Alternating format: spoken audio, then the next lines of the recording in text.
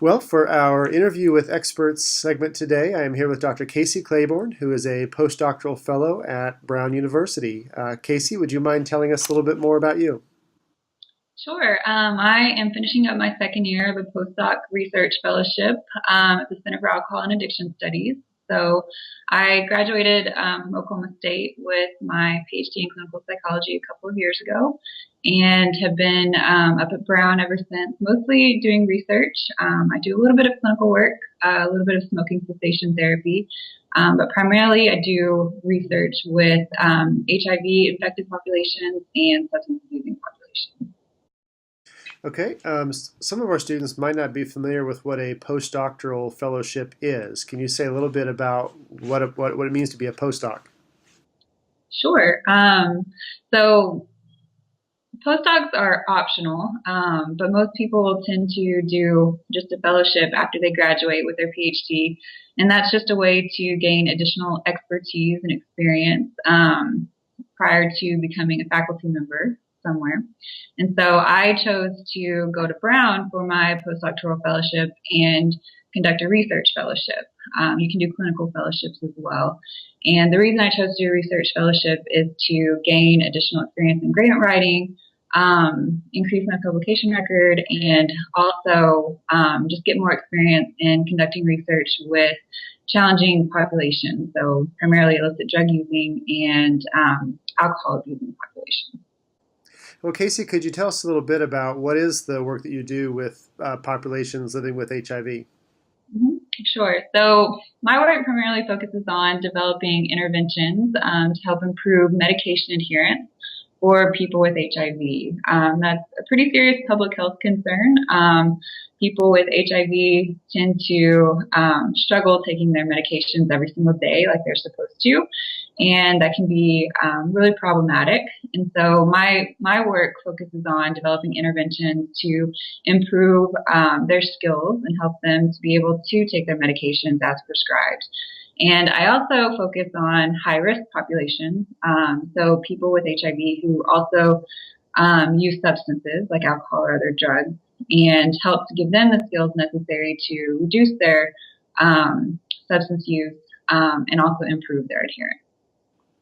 Now, because it's not in the news as much anymore, some of the students might be thinking that I thought HIV was cured or this wasn't an issue anymore. Can you tell us something about kind of the current status of HIV as an epidemic? Yeah, HIV actually is still a pretty serious condition.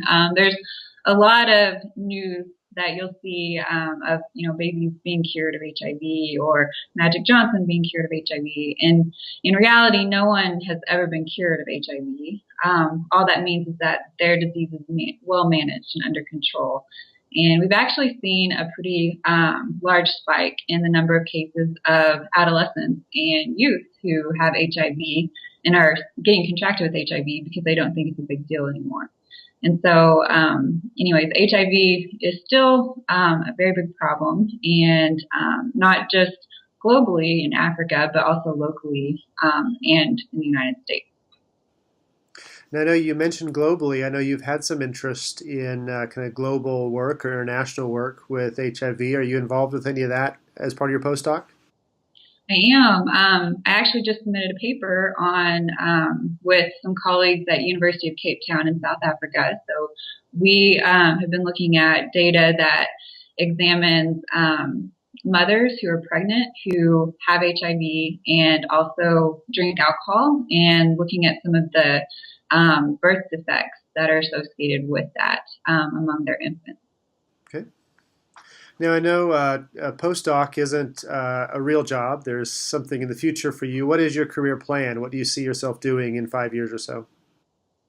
Yeah, in about 5 years, hopefully I'll have a faculty position, and primarily, or most likely in an academic medical setting. I hope to continue to be doing research in developing interventions and working with high-risk HIV populations. But I also plan to do some mentoring and some teaching along with that. Now, how did you get involved in or interested in HIV populations? Mm-hmm. Yeah, I get asked that question pretty frequently. I've been interested in health behavior change for a long time since I was an undergrad at Texas Tech. Go Raiders. Um, and then I continued that interest during my graduate training at Oklahoma State. But while I was at OSU, I had the opportunity to go to South Africa and work in some AIDS orphanages and work in AIDS hospice care. And so I got really interested in HIV when I came back to Oklahoma State. I decided to pursue that by doing a clinical practicum where I did clinical work at an HIV facility located in Tulsa. And then I really loved working with that population, and there was a big need. And I saw where, research could really be advanced to help that population. And so I decided to do my dissertation and on people living with HIV, and it kind of went from there. And I think that story is probably part of the answer to my next question. But what would you tell students who are, say, a junior or senior here at OSU, very much like you were at Tech years ago? What can you tell them about the path you took from there to where you are today? People who might be interested in following a similar career path as yours. When I graduated from Texas Tech, I didn't even know I wanted to get a PhD. I didn't know what I wanted to do. And honestly, today I don't 100% know what I want to do.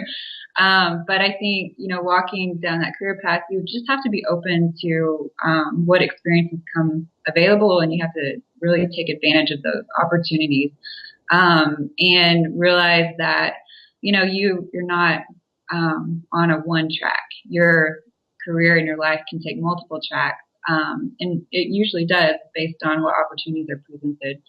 And so for me, once I got to OSU, it was a great place for me to start learning and start kind of figuring out what I'm interested in, and then moving beyond that. And so, yeah, just be open to opportunities that are presented.